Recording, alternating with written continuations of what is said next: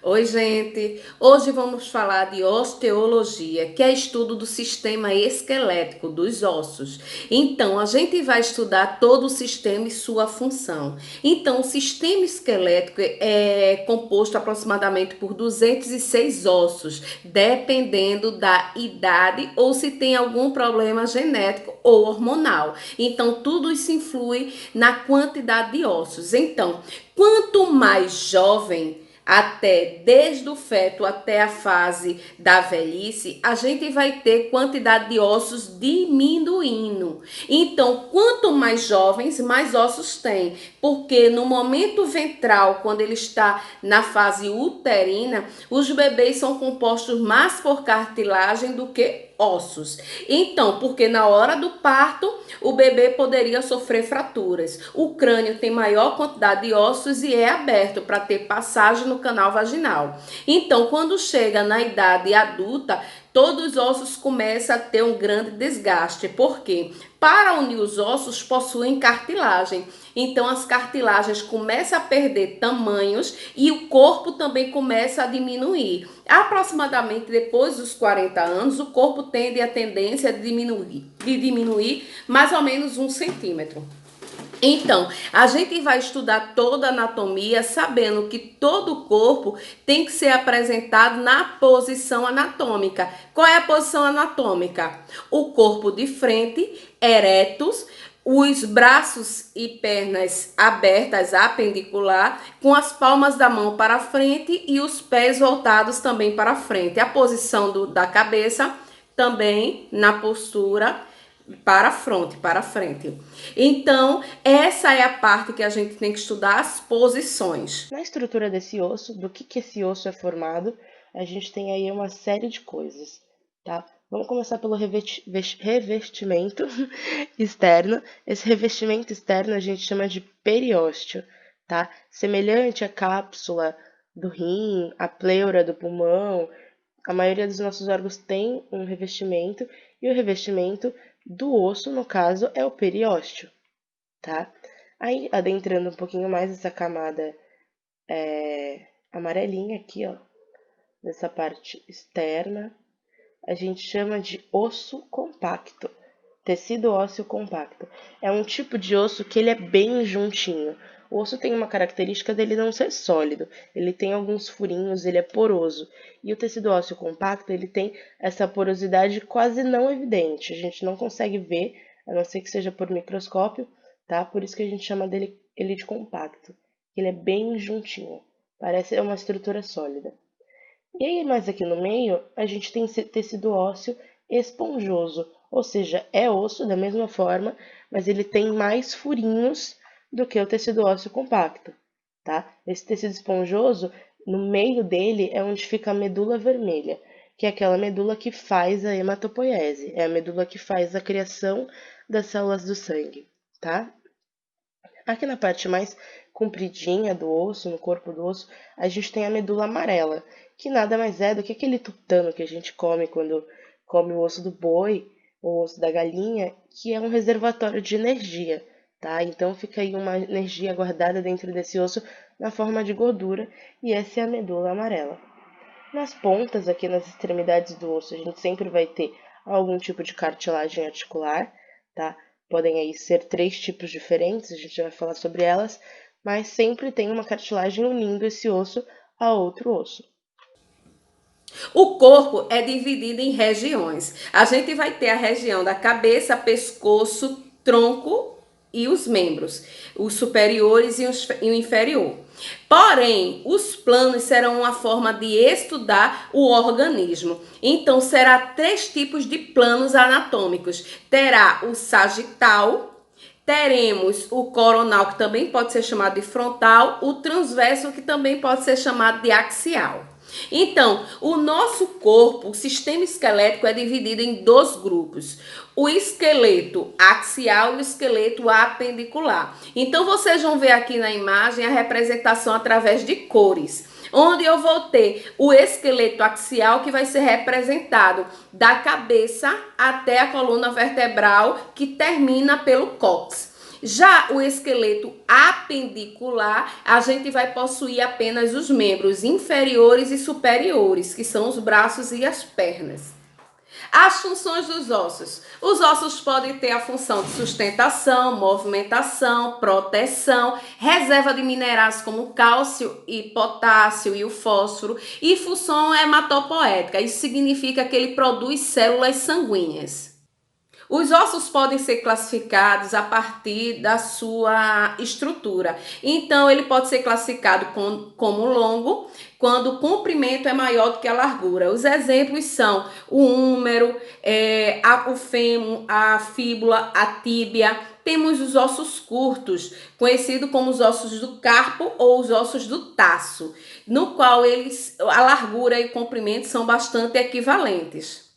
Os laminares também pode ser chamado de planos. A gente vai encontrar muito nos ossos do crânio ou na escápula, que são formatos laminares ou achatados. Irregulares apresentam dimensões de formas que se encaixam na classificação de irregulares, como os ossos das vértebras. Temos os pneumáticos, aqueles que possuem cavidades preenchidas por ar. Um exemplo é a nossa mandíbula. Sesamoides são ossos envolvidos por tendões e fibras. O exemplo é a nossa patela, também chamado de rótula. Alongados são aqueles achatados, porém não apresentam canal medular. Então, os exemplos são as costelas. Agora vamos para a estrutura do crânio. O crânio é formado por 22 ossos, do qual a gente tem osso frontal, parietal, temporal, zigomático, mandíbula, maxilar, osso etimoide, esfenoide, o nasal, osso lacrimal, osso palatino, osso occipital e temos as estruturas de dentro do ouvido, 3 ossos chamados bigorna, estribo e martelo. Então, aqui as costelas, o externo, aqui no meio, uma estrutura óssea também, tá? E aí, a nossa coluna vertebral, a gente vai ter uma série de ossos irregulares, separadinhos por uma camada no meio entre eles, né? De cartilagem, tá? Então, a gente tem uma cartilagem aqui no meio entre esses ossos da coluna vertebral, amortecendo os impactos da nossa locomoção. Essa coluna ela é dividida em cervical, torácica, lombar, sacro e cóccix lá embaixo. Falando de membros superiores, falando de braço, então aí a gente vai ter clavícula, escápula, clavícula perto da saboneteira, lá nos nossos ombros, né? A escápula é aquela asa lá atrás, o húmero, rádio, una, todos esses ossos longos, tá? Escápula aqui um osso irregular. Aqui os carpos são exemplos de ossos curtos, então são ossos que têm a largura semelhante ao comprimento. Metacarpo e falanges são ossos longos, mas eles não são pequenininhos? São pequenininhos, mas para ser um osso longo não precisa ser um osso grande, ele precisa ser um osso onde o comprimento excede a largura. Então eles são compridinhos, mas são finos, então são ossos considerados ossos longos, tá? As peças do nosso esqueleto, elas têm algumas características específicas para o tipo de movimento que elas realizam. Então, a gente tem aqui esses carpos, falanges e metacarpos específicos, adaptados para o movimento fino que a gente faz com a nossa mão, o movimento de pinça, tá? Isso acontece, é possibilitado pela configuração desses ossos. Então, são ossos que não aguentam tanto peso quanto os ossos da perna, mas são resistentes e têm a capacidade de fazer movimentos finos. Lá, membros inferiores. Aqui nos membros inferiores, aqui tem um pedacinho, né, lá da coluna vertebral, a gente vai ter o pubis, tá? Esse osso aqui é um osso irregular, tá? Dá pra ver que ele tem um formato super esquisitão, aí é o osso da nossa bacia, tá? Logo embaixo a gente tem o fêmur, que é o maior osso do corpo humano. Lá no joelhinho, patela, tíbia logo embaixo, fíbula, e aí aqui semelhante à mão, só que com outro nome, os tarsos, metatarsos e as falanges, tá? Que são os nossos dedinhos. Esse metatarso vai formar ali o nosso peito do pé, mais ou menos, tá? E aqui a gente tem ossos curtos, ó, esses tarsos são ossos curtos, os metatarsos e falanges, ossos longos. Os membros inferiores são o conjunto da coxa, perna, tornozelo e pé, tá? E eles ficam ligados ao tronco pela pelve. Então aqui a gente tem uma ligação, né, na pelve, onde esses membros inferiores ficam aí meio que pendurados, né?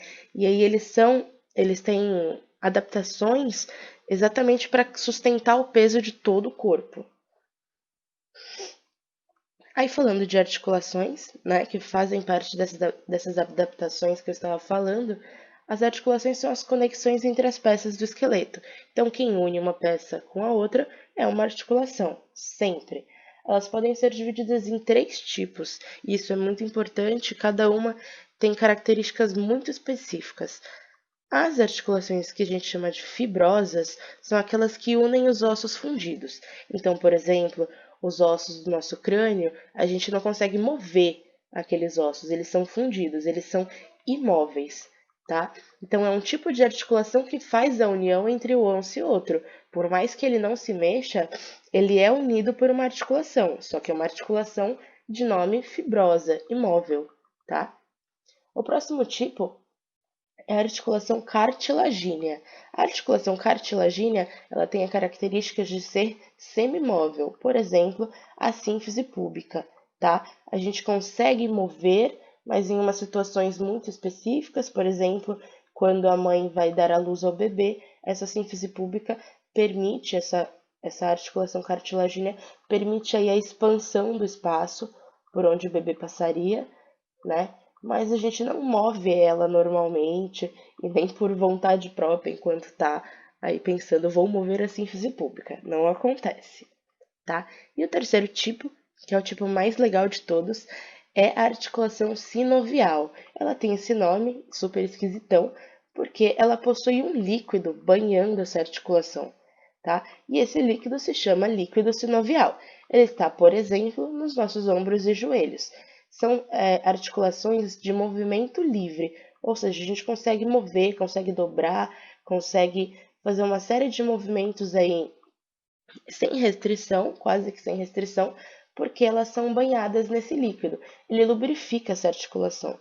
Então, além dela ter um formato e uma textura que permitem esse movimento livre, esse líquido sinovial faz com que esse movimento seja muito mais fino, tá? Porque ele realmente é como se fosse você colocasse óleo na bicicleta. A bicicleta já anda normalmente, mas se você colocar óleo, ela vai andar muito mais. É por isso que existe esse líquido sinovial.